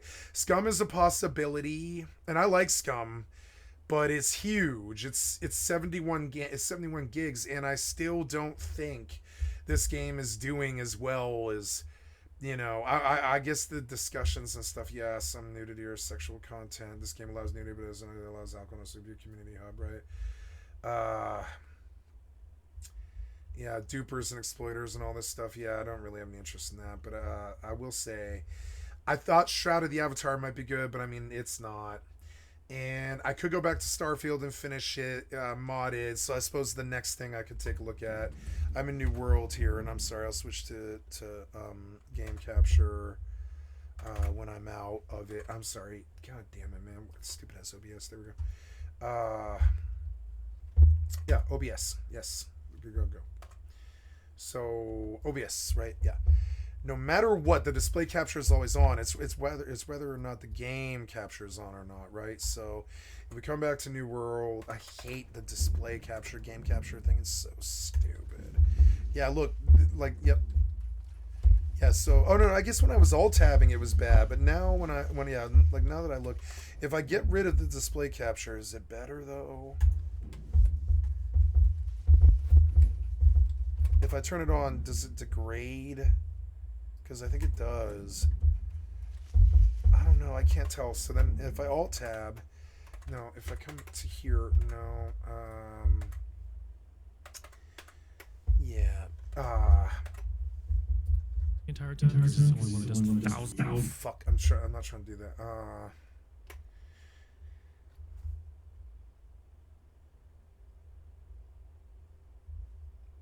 I don't like some of the things in Scum. Like, it's really slow to start. It's slow to learn it. It's slow to start. I suppose I put 8 hours into it, and I'm not sure I gave it enough of a fair shake.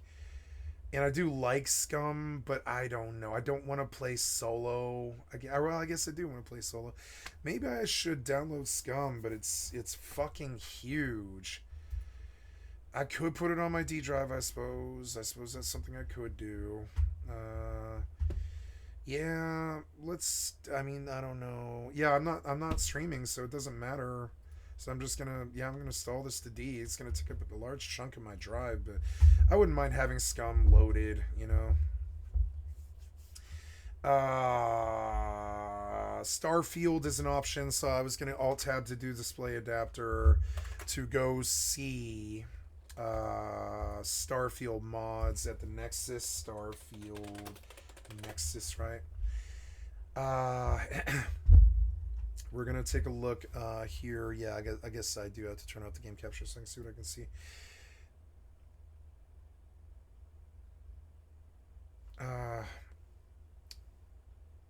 I would very much like to make a keybind for my show high game capture very badly, so I'm going to do it again. I know what I'm gonna do too. Yeah, I want hotkeys for show game capture, high game capture.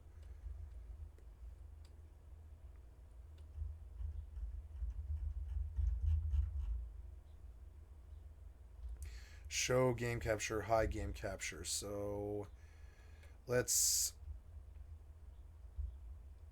do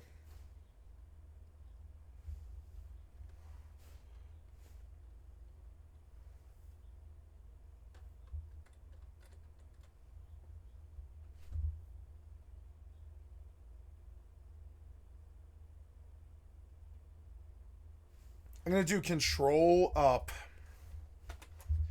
control down, and hopefully that helps a little bit, because it's like, man, I struggle with the terrible design of OBS. I really do. I really feel that it is definitely not that good. Control up, control down.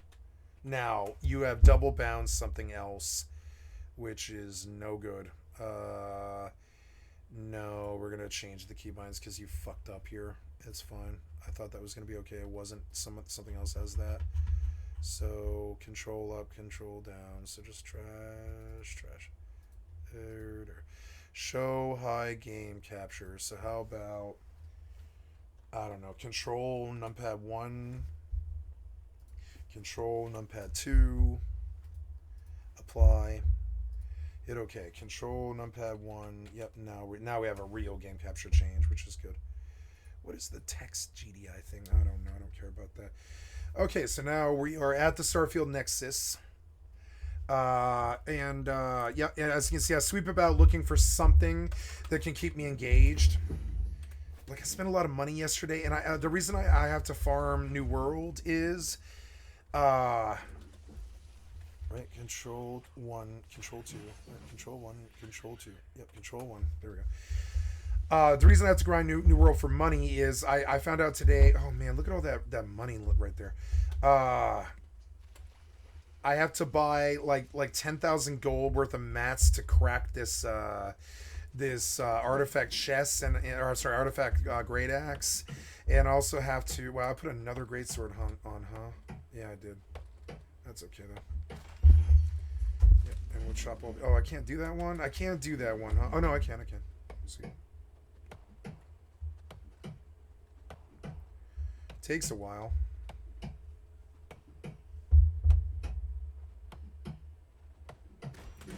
I guess I'll turn on my musical instruments and just mute others. Yeah, never mind. My music's fine because the master's down, isn't it?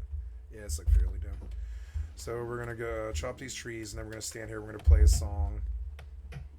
I did not know that the mouth of this river was this fucking rich, I guess. Yeah, it's kind of hard to get to it, but it's really rich. It has a lot of stuff by it. I mean, I knew, but it's just, I hadn't been to this particular part of it. But all this silkweed spawns right here, and these two blue trees and an ironwood pop right there. Good money there if you stick around.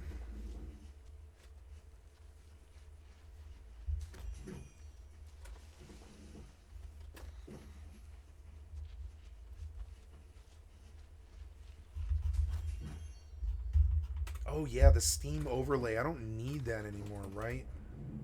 Yeah, he's right about that view.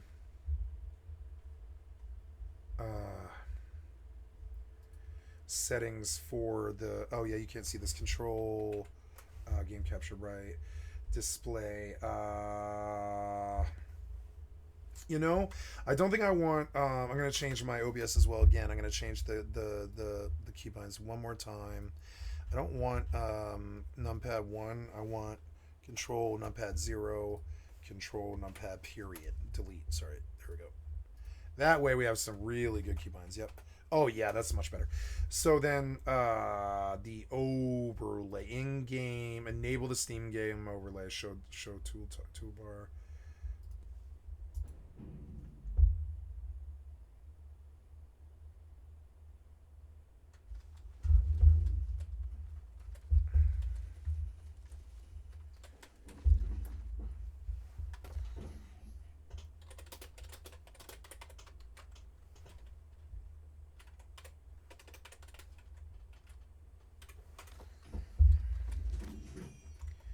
Steam library and disable full screen optimizations.